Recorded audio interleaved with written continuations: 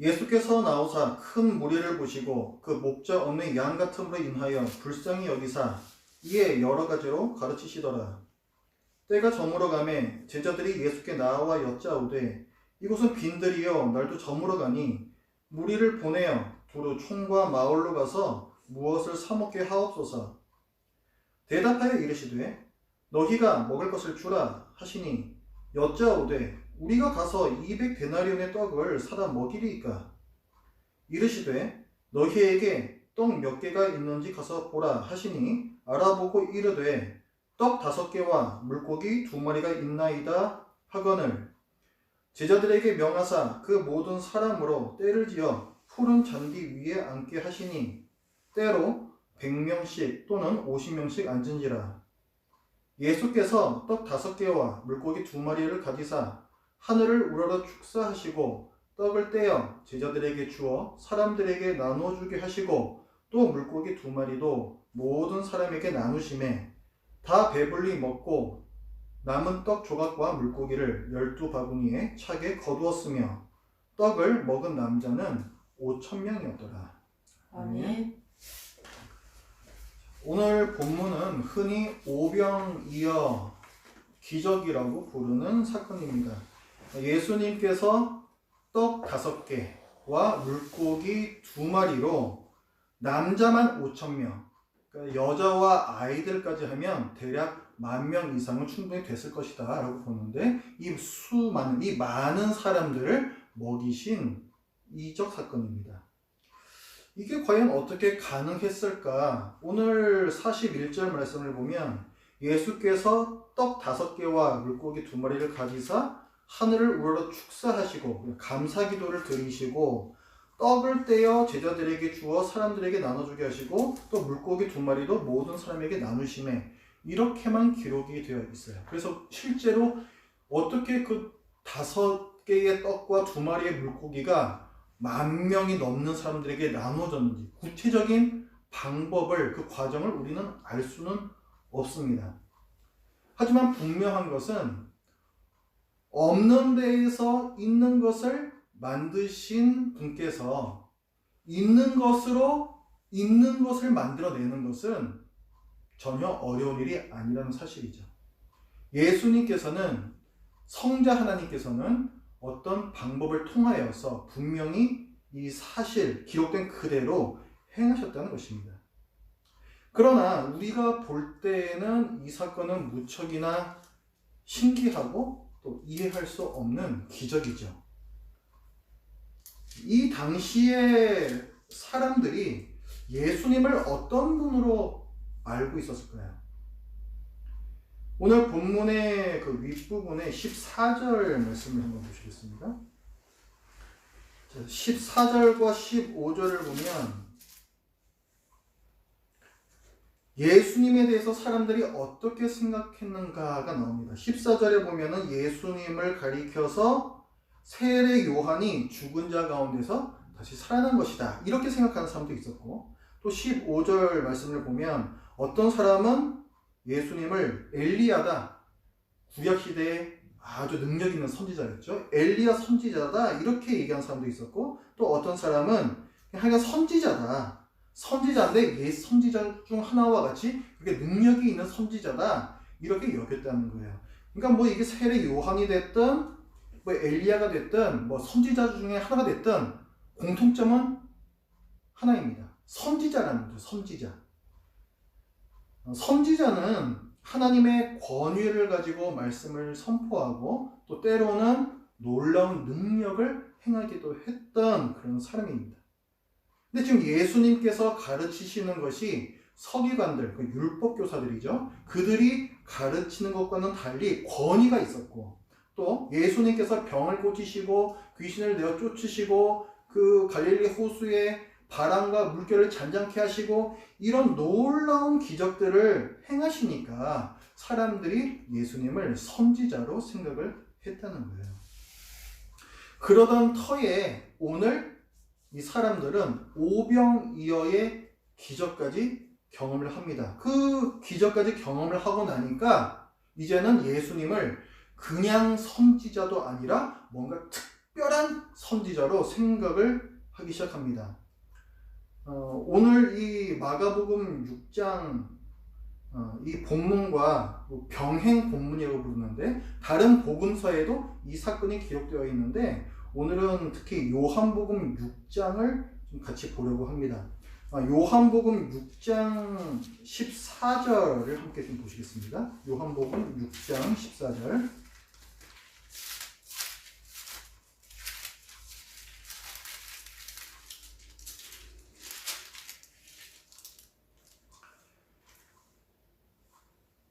자, 요한복음 6장 1절부터가 이 오병이어 사건의 기록입니다.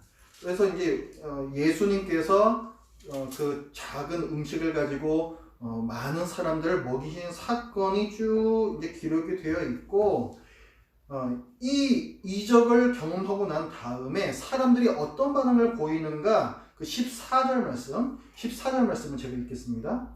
그 사람들이 예수께서 행하신 이 표적을 보고 말하되 이는 참으로 세상에 오실 그 선지자라 하더라. 이렇게 말했대요. 자, 여기 이 14절 말씀에 보면은 참으로 세상에 오실 그 선지자라는 표현이 나옵니다. 이 그 선지자라는 이 용어는요, 유대인들 안에서는 아주 유명하고 누구나 알고 있는 하나의 어떤 관용구 같은 겁니다.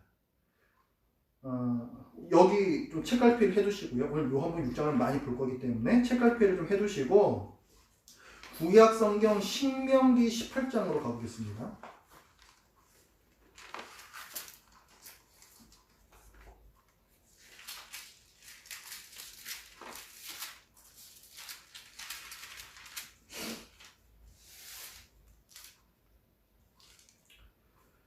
자, 신명기 18장 15절입니다. 하나님께서 모세를 통해 이스라엘 백성에게 말씀을 해주세요.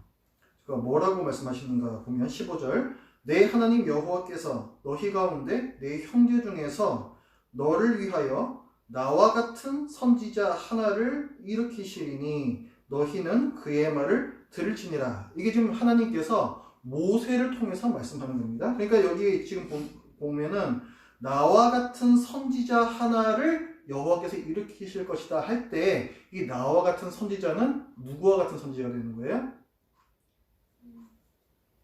모세와 같은 선지자죠. 모세와 같은 선지자.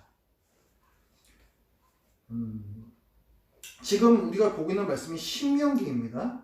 이 신명기는 모세가 이스라엘 백성을 애굽에서 구원해 내서 지금 가나안 약속의 땅 들어가기 바로 전에 요단강을 앞두고 모압 평지라는 곳에서 이 모세가 설교한 것을 기록한 것이 신명기입니다. 그러니까 지금 이 말씀을 듣고 있는 자들은 누구냐면은 출애굽한 이스라엘이에요. 그리고 이들에게 있어서 모세는 누구입니까? 자기네들을 애굽의 지배로부터 해방시켜준, 구원해준 선지자죠. 지금 오늘의 본문, 이 마가복음 본문에 이 오병이어 이적이 지금 일어나고 있는 이 상황은 어떻습니까? 지금 유대인들, 그 예수님 당시에 이 유대인들은 로마 제국의 지배를 받고 있었어요. 그러니까 유대인들은 이런 신명기의 예언을 볼 때, 즉 하나님께서 모세와 같은 선지자를 일으키셔서 자기네 이스라엘을 구원해 주실 것이라는, 자기네들을 로마 제국으로부터 구원해 줄 그 선지자로서 그 선지자를 이 신명기 말씀에서 확인을 하는 겁니다. 그리고 이 유대인들은 자기네들을 로마 제국에서 구원해 줄 이 신명기에서 예언하고 있는 이 모세와 같은 선지자를 그 선지자라고 불렀어요. 그러니까 유대인들의 아까 우리 그 본문 다시 넘어오겠습니다. 요한복음 6장으로 다시 넘어오셔서 요한복음 6장 14절에 그들이 말하는 것, 이는 참으로 세상에 오실 그 선지자라, 이렇게 그들이 얘기할 때에, 자, 유대인들은 어떤 생각을 했다는 거예요? 오병이어의 기적을 행하신 이 예수님이야말로 자기네들을 로마 제국으로부터 구원해 주실 바로 그 예언된 바로 그 선지자다, 이렇게 생각을 했다라는 거예요. 유대인들이 이렇게 생각하는 게 무리가 아닌 것이, 지금 이 오병이어의 기적이 언제 일어났는가? 그 요한복음 6장의 4절 말씀을 보십시오.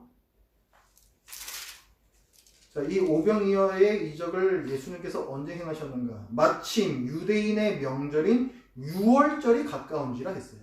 유월절이 가까운 때. 유월절은 어떤 명절입니까? 유월절, 피를 넘어간다는 거죠. 그러니까 하나님께서 애굽에서 압제받고 있는 이스라엘 백성을 구원해 내시기 위해서 애굽에 많은 재앙들을 내리시는데, 마지막 재앙이 애굽에 있는 모든 장자들을 치시는, 죽이시는 재앙이었어요. 그런데 이스라엘 백성이 살고 있는 그 집의 문설주, 문에는 양의 피를 발라놓았고, 그것이 있는 집은 죽음의 천사 하나님입니다. 하나님께서 그 집은 치지 않으시고 넘어가셨어요. 그 피를 넘어간다 해서 그것이 유월, 그것을 기념하는 절기가 유월절입니다. 이 사건으로 말미암아서 애굽 왕 바로의 교만함이 꺾이고 이스라엘 백성을 내보내게 되거든요. 그러니까 이스라엘 백성에게 있어서 유월절이라는 명절은 해방의 명절이에요. 애굽의 압제로부터 해방된 명절. 그런데 그 유월절 즈음에 이 오병이어의 사건이 있었다는 거죠. 유월절이 가까울 때면은 유대인들은 누구나 다 그런 생각을 했을 겁니다.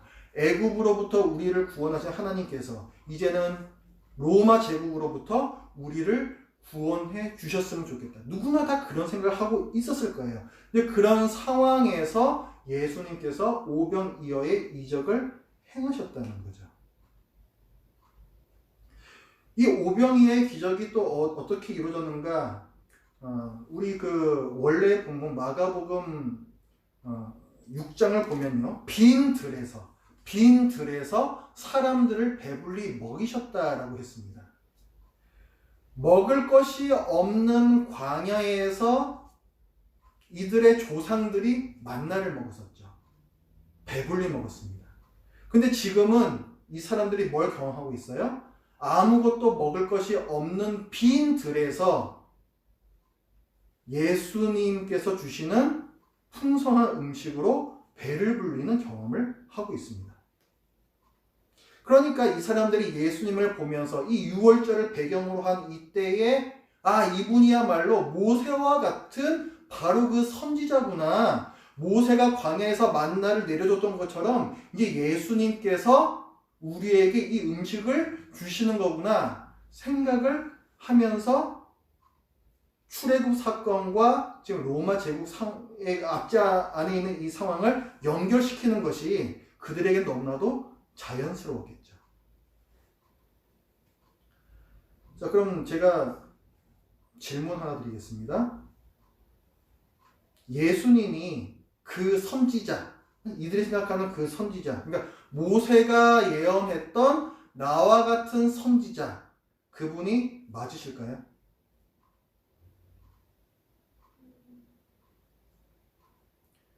맞습니다. 우리 요한복음 6장 여기 책갈피를 좀 해두시고, 이번에는 사도행전 좀 뒤로 넘기셔가지고 사도행전 3장으로 가보겠습니다.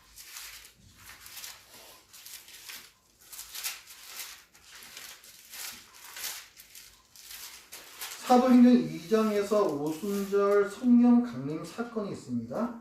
제자들이 모여서 기도하고 있을 때 성령님께서 내려오시는 거죠. 그래서 이제 그것 때문에 뭔가 이상한 일들이 일어나고, 그것 때문에 이게 도대체 어떻게 된 일이냐, 굉장히 어떤 혼란이 있었어요. 그때에 이제 베드로가 사람들에게 설교를 하는 것이 3장에 나옵니다. 근데 그 3장 20절부터의 말씀을 보시면, 베드로가 뭐라고 얘기를 하냐면은 20절부터 제가 읽겠습니다. 또 주께서 너희를 위하여 예정하신 그리스도 곧 예수를 보내시리니, 자, 예수 그리스도에 대해서 설명을 하는데 그 밑에 22절을 보면 모세가 말하되 주 하나님이 너희를 위하여 너희 형제 가운데서 나 같은 선지자 하나를 세울 것이니 너희가 무엇이든지 그의 모든 말을 들을 것이라, 이렇게 얘기를 하죠. 이게 아까 어떤 말씀이었어요? 아까 그 신명기 그 말씀, 그걸 지금 베드로가 하고 있는 거죠. 그러니까 지금 베드로는 모세가 예언했던 나와 같은 선지자가 곧 누구다? 예수 그리스도시다, 이렇게 증거를 하고 있는 거예요. 그러니까 모세가 예언했던, 하나님께서 모세를 통해 미리 말씀해 주셨던 모세와 같은 선지자, 그 선지자는 예수님이 맞습니다. 그러나 유대인들은 그 선지자의 사명을 오해했어요. 그 선지자는 모세처럼 자기 백성을 구원하시기 위해 오신 분인데, 근데 그 말의 의미를 잘못 받아들였다는 거죠. 유대인들은 자기 백성을 그 선지자가 구원할 것이다라는 그 말을 자기네들을 로마 제국의 지배로부터 구원해 주는 구원자다, 이렇게 해석을 했습니다. 하지만 예수님께서는 그 목적을 위해서 오신 분이 아니시죠. 예수님께서는 죄와 사망의 권세에서 자기 백성을 구원하기 위해서 이 땅에 오셨습니다. 예수님께서 나중에 빌라도에게 재판을 받으신단 말이에요. 그때 빌라도가 물어요. 네가 유대인의 왕이냐? 만약에 예수님께서 이스라엘을 로마 제국으로부터 해방시키기 위해서 오신 분이라면, 그러니까 예전에 그 다윗 왕국을 회복하기 위해서 이 땅에 오신 분이었다면 빌라도의 그 질문에 대해서 맞다, 이렇게 대답하셨을 거예요. 맞다, 나는 우리나라를 독립시키기 위해서 왔다, 이렇게 말씀을 하셨을 거예요. 하지만 예수님께서는 내 나라는 이 세상에 속한 것이 아니니라, 이렇게 딱 잘라서 말씀을 하세요. 예수님께서는 이 땅에 다윗 왕국을 다시 세우기 위해 오신 분이 아니라는 것입니다. 예수님께서는 우리에게 영원한 생명을 주시기 위해서 오셨어요. 요한복음 10장 10절에서 예수님께서는 이렇게 말씀하십니다. 내가 온 것은 양으로 생명을 얻게 하고 더 풍성히 얻게 하려는 것이라. 여기서 생명을 더 풍성히 얻게 하려는 것이라. 풍성히라는 이 단어는 원래 뜻은 넘친다는 뜻이야. 넘친다. 과잉, 과도하다, 넘친다, 어떤 경계를 넘어간다, 이런 뜻이 이 풍성이라는 단어의 원래 뜻입니다. 그러니까 마치 오늘 이 오병이어의 이 사건에서 사람들이 떡과 물고기를 충분히 먹고도 12광주리의 음식이 남은 것처럼 예수님께서는 우리에게 눌러 채우고도 남아 넘치는 영원한 생명을 주시기 위해서 이 땅에 오셨다는 거예요. 자, 오병이어 이적과 영원한 생명의 관계를 조금 더 살펴보겠습니다. 자, 요한복음 6장으로 다시 좀 넘어오시겠습니다. 요한복음 6장.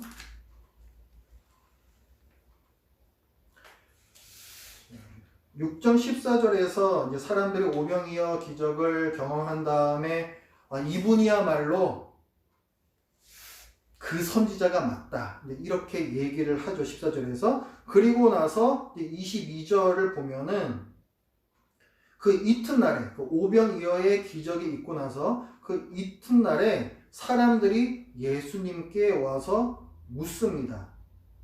뭘 물어보냐면은 그 30절부터의 말씀을 보십시오. 그들이 묻되 그러면 우리가 보고 당신을 믿도록 행하시는 표적이 무엇이니까? 하시는 일이 무엇이니까? 이렇게 나오죠. 이게 무슨 말이냐면은 그 위에 30절 말씀을 보면 예수님께서 나는 하나님께서 보내신 자다 이렇게 말씀하세요.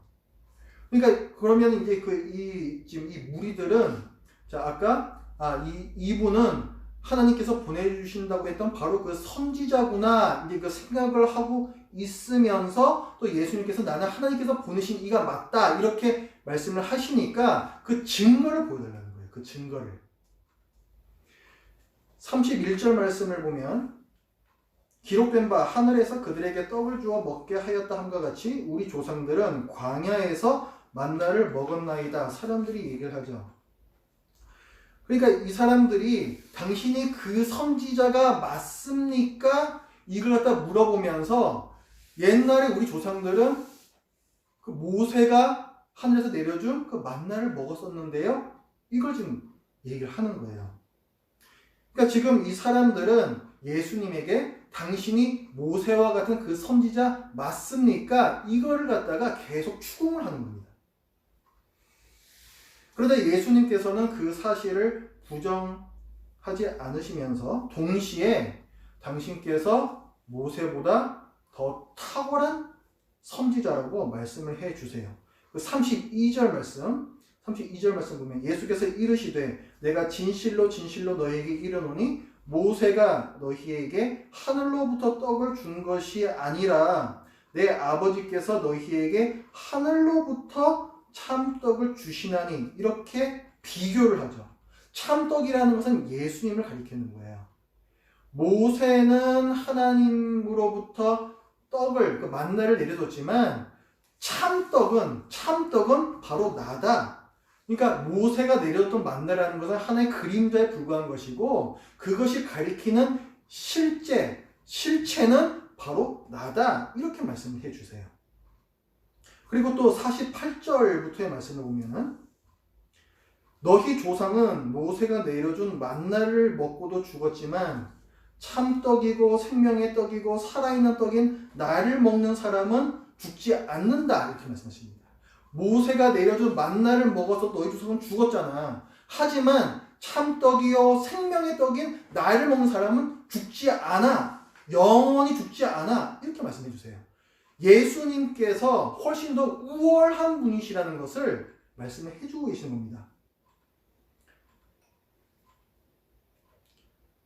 자, 50절 말씀을 보면은 나를 먹는 사람은 죽지 않는다 하시고 또 54절 말씀을 보면은 내 살과 내 피를 먹는 자는 영생을 가졌다 이렇게 말씀하시는데 이 말씀이 무슨 뜻일까요?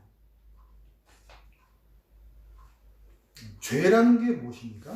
하나님의 뜻을 거스르는 것이 바로 죄입니다.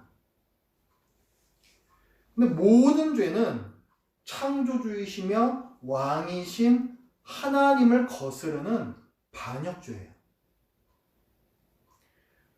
왕을 반역한 대역 죄인에게 내려질 형벌은 사형입니다. 반역죄를 저지른 다음에 한 번만 용서해 주세요. 해봐도 소용이 없어요. 우리나라에서도 삼족을 멸하는 벌을 내렸던 것이 바로 왕에 대한 반역죄입니다. 반역죄는 결코 용서받을 수가 없는 거예요. 우리는 수시로 왕이신 하나님을 무시하고 내가 좋을 대로 생각하고 말하고 행동합니다. 만약에 단 한 번의 반역죄도 용서받을 수 없는 큰 죄이고 죽음으로 그 죄값을 치러야만 한다면 우리가 지금까지 수시로 지어왔고 짓고 있는 반역죄들 때문에 우리가 받아야 할 그 형벌이란 얼마나 더 큰 것이 되겠습니까? 그래서 성경에서는 영원한 죽음이다 이렇게 말씀을 해요. 죽어도 죽지 않고 영원히 고통을 받는 그 형벌을 죄인들이 받는다 말씀을 하고 있습니다. 그런데 하나님께서는 우리를 사랑하셔서 그의 아들 예수님을 이 땅에 보내셨고 예수님께서는 우리가 받아야 할 죄값을 십자가에서 대신 받으셨습니다. 예수님께서는 죄가 전혀 없으신 사람이시기 때문에 우리를 대신하여서 우리의 형벌, 우리가 받아야 할 그 고통을 온전히 다 받아내실 수가 있었습니다. 또한 예수님께서는 영원하신 하나님이시기 때문에 우리가 받을 형벌을, 그 하나님의 맹렬한 진노의 형벌을 다 받으시기까지 파멸되지 않으셨습니다. 예수님께서 죽으셨다가 다시 사신 것은 예수님께서 우리가 받아야 할 그 죄값을 온전히 다 받아내셨다는 증거입니다. 그러니까 오늘 지금 요한복음에서 내 살과 내 피를 먹는 자는 영생을 가졌다라고 하는 이 말씀은 당신의 몸이 찢기시고 당신의 피가 흘려지심으로, 예수님께서 이 십자가에서 죽으심으로 당신께서 우리의 죄값을 대신 완전히 갚으셨으니 이 기쁜 소식을 믿고 영원한 생명을 얻으라는 말씀입니다. 예수님께서는 오병이어의 이적을 통해서 다음의 사실들을 알려주십니다. 첫 번째, 하나님께서 모세를 통해 말씀하셨던 나와 같은 선지자, 그 선지자는 바로 예수님이시다. 두 번째, 예수님께서 자기 백성을 죄와 사망의 권세에서 구원하기 위해서 이 땅에 오셨다. 세 번째, 예수님께서 십자가 죽음과 부활로 내 죄값을 완전히 치르셨고 이것을 믿는 자는 누구나 영원한 생명을 얻는다. 이것이 예수님께서 오병이어 이적을 통해서 우리에게 알려주고자 하셨던 메시지예요. 예수님께서 말씀하십니다. 요한복음 6장 47절부터의 말씀, 진실로 진실로 너희에게 이르노니 믿는 자는 영생을 가졌나니 내가 곧 생명의 떡이니라. 아멘. 예수님께서 우리에게 말씀하십니다. 생명의 떡인 나를 믿고 영원한 생명을 가져라. 이 부르심 앞에서 여러분은 선택하셔야 됩니다. 사도 요한은요, 오병이어의 이적 이후에 사람들이 어떻게 반응했는지 그 두 가지 반응을 기록을 하고 있습니다. 첫 번째는 이 예수님의 부르심을 거부한 사람들이에요. 요한복음 6장 66절 말씀해 주십시오. 자, 예수님께서 오병이어의 이적에 대해서 다 설명을 해주셨습니다. 내가 참 떡이다. 내가 생명이다. 나를 먹고 나를 마셔라. 그 말씀을 해주셨을 때 66절을 보면은 그때부터 그의 제자 중에서 많은 사람이 떠나가고 다시 그와 함께 다니지 아니하더라. 예수님의 부르심을 거절하는 사람들이죠. 그리고 70절 말씀을 보면은 가룟 유다도 나옵니다. 오병이어의 이적 이후에 예수님께서는 가룟 유다가 그 마음에 돌아섰음을 말씀을 하시는 거예요. 이 사람들은 왜 예수님을 거부했을까요? 자기가 생각했던 그 선지자의 사명과 다른 것을 말씀하셨기 때문입니다. 이 사람들은 예수님께서 로마 제국으로부터 자기를 해방시켜 주실 것이다. 혹은 예수님께서 이 많은 사람들을 떡과 물고기를 주시는 걸 보니까 우리에게 많은 부를 허락해 주실 것이다. 이렇게 생각했던 사람들이에요. 그런데 예수님께서 돈과 권력과 명예가 아닌 다른 사명을 말씀하실 때 그들은 떠났습니다. 예수님의 말씀에 대해서 또 다른 반응을 보인 또 한 부류가 나옵니다. 예수님을 제대로 알고 그 예수님을 믿은 사람들이죠. 67절부터의 말씀에 예수께서 12 제자에게 이르시되 너희도 가려느냐? 그러자 시몬 베드로가 대답합니다. 주여, 영생의 말씀이 주께 있사오니 우리가 누구에게로 가오리이까? 가룟 유다를 제외한 11명의 제자들, 이들은 예수님을 떠나지 않았습니다. 이들은 예수님에게서 영원한 생명을 얻기로 결심한 사람들이죠. 예수님께서는 여러분에게 돈과 권력을 주시기 위해서 이 땅에 오시지 않았습니다. 그 예수님께서 지금 이 시간에 여러분에게 묻고 계세요. 너희도 가려느냐? 예수님께서는 생명의 떡, 생명 그 자체이시며 죄와 죽음의 권세에서 여러분을 구원하시기 위해 이 땅에 오셨습니다. 생명을 풍성히 주실 예수님을 믿기로 선택하시고 참떡이신 예수님을 온전히 신뢰하시며 그분을 인생의 주인으로 삼기로 선택하시길 간절히 바랍니다. 기도하겠습니다. 하나님 아버지, 주님께서 이 땅에 내려오셔서 베푸시고자 하셨던 그 거룩하시고 또 고귀한 그 사명, 그러나 사람들이 그것을 알아채지 못하고 그저 내 눈앞에 이익에 급급하여서 예수님을 오해하고 또 예수님을 떠나가는 이 안타까운 현장을 저희들이 보았습니다. 하나님 아버지, 저희들에게 예수님은 또 어떤 분이십니까? 예수님께서 이 땅에 오셔서 저희를 위하여 해주신 일이 과연 무엇인지 저희들은 올바로 알고 있습니까? 하나님, 이 시간에 예수님께서 어떤 분이신지 또 어떤 일을 하셨는지 저희들이 정확하게 들었습니다.